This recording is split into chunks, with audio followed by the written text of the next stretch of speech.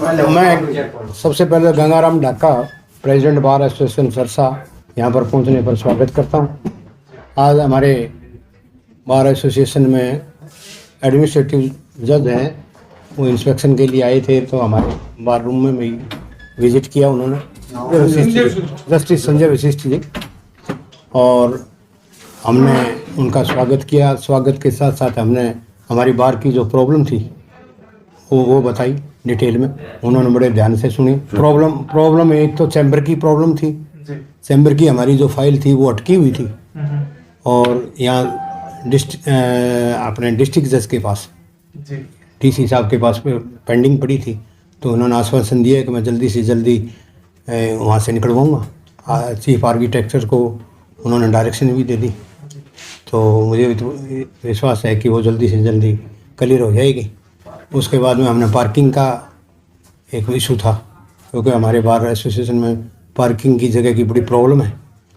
Bar association में problem की भी उन्होंने बड़े ध्यान से सुनी और मुझे विश्वास है कि जल्दी वो इसका समाधान निकाल के जो एडमिनिस्ट्रेशन है उसको डायरेक्शन देंगे। उसके बाद में एक काउ स्लैटर एक्ट के तहत जो यहाँ से कोर्ट ट्रांसफ़र कर दी थी, क्योंकि हरियाणा के अंदर 4 ही कोर्ट क्लाउ स्लैटर एक्ट के तहत सरकार ने कॉन्स्टिट्यूट की है और सरसा को हिसार के साथ जोड़ दिया है। तो हमने जज साहब को बताया कि वहाँ कंप्लेनेंट पब्लिक और इस एक्ट के साथ, इसके एक्ट के तहत वकीलों को, पुलिस को बहुत ज़्यादा दिक्कत होगी और टाइम भी ज़ाया होगा ज़्यादा और पैसा भी खर्च होगा। तो उन्होंने बड़ी ध्यान से सुनी। और कालावाड़ी की एक कोई प्रॉब्लम थी जुडिशल कॉम्प्लेक्स की, वो भी जज साहब ने आश्वासन दिया कि जल्दी से जल्दी सरकार को, हम इनके लेवल पर तो पहले भेज चुके हैं, चीफ सेक्रेटरी से बात कर चुके हैं कि जल्दी से जल्दी जुडिशल कॉम्प्लेक्स के लिए कोई लैंड है वो एक्वायर करके और वहाँ जुडिशल कॉम्प्लेक्स तैयार करवाया जाए। ये जज साहब ने आश्वासन दे दिया। परमानेंट लोक अदालत में 6 महीने से जो प्रिजाइडिंग ऑफिसर है उनकी पोस्ट खाली पड़ी थी।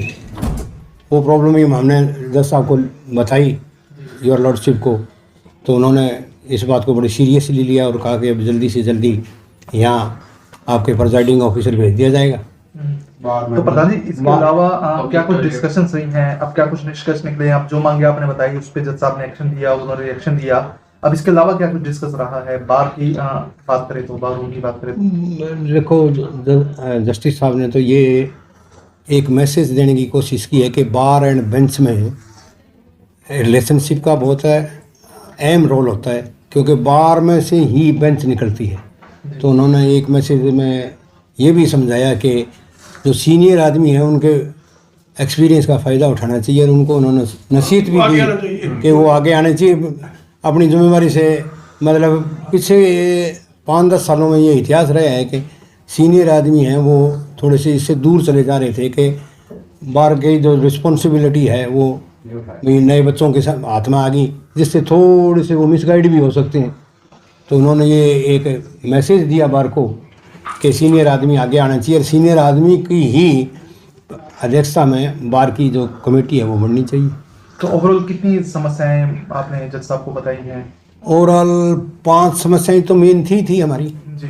वो बताइए। 6वीं ये कालावाड़ी वाली जो जुडिशल कॉम्प्लेक्स की थी, वो जो साहब ने पूरा आश्वासन दिया कि हम सरकार से भी बात करेंगे। सरकार के से उन्होंने चीफ सेक्रेटरी से भी बात करी है कि जल्दी से जल्दी जुडिशल कॉम्प्लेक्स के लिए कोई लैंड एक्वायर करके वहाँ बिल्डिंग बनाई जाए, और ताकि ये काम शुरू हो सके। बिल्डिंग होगी तभी तो सारे एडमिनिस्ट्रेटिव वर्क होंगे, ऑफिस खुलेंगे।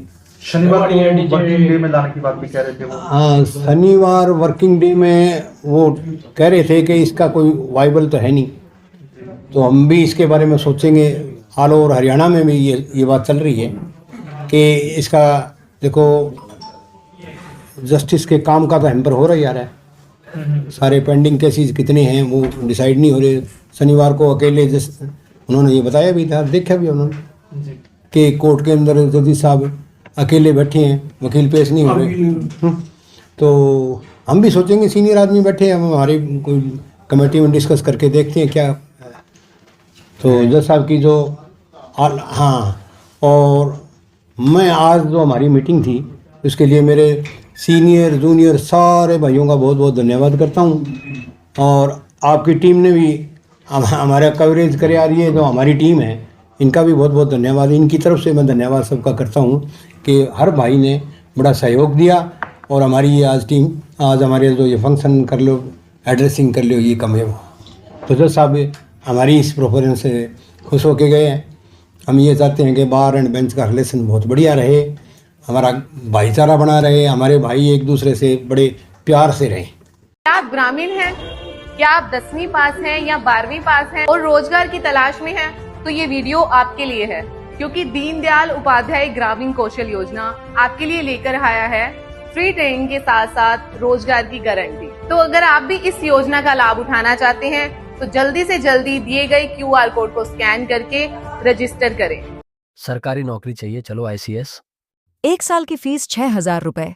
हमारे रहते आप बेरोजगार क्यों हैं? सरकारी नौकरी की सबसे अच्छी तैयारी, सबसे अच्छे अध्यापक, सबसे कम फीस, हरियाणा का नंबर 1 कोचिंग सेंटर ICS। संजीवनी अस्पताल बाल एवं शिशु रोग, general surgery, plastic surgery, neuro surgery, नेत्र रोग, फिजियोथेरेपी, स्त्री एवं प्रस्तुति रोग, हृदय एवं शुगर रोग, हड्डी एवं जोड़ रोग, कार्डियोलॉजी, दंत रोग, इमरजेंसी चिकित्सक सुविधाओं में एक भरोसेमंद नाम है। ICU, NICU, cath lab, hair transplant, private कमरे, urology, CT scan, laparoscopy, accident, trauma, heart attack, जले का इलाज, डायलिसिस की सुविधाएं उपलब्ध हैं। सभी मरीजों को खाना फ्री दिया जाता है। आयुष्मान भारत हरियाणा सरकार और रिटायर्ड फौजी भाइयों के इलाज, इंश्योरेंस और TPA पैनल पर सभी सुविधाएं उपलब्ध। पूछताछ मोबाइल नंबर 7027566691।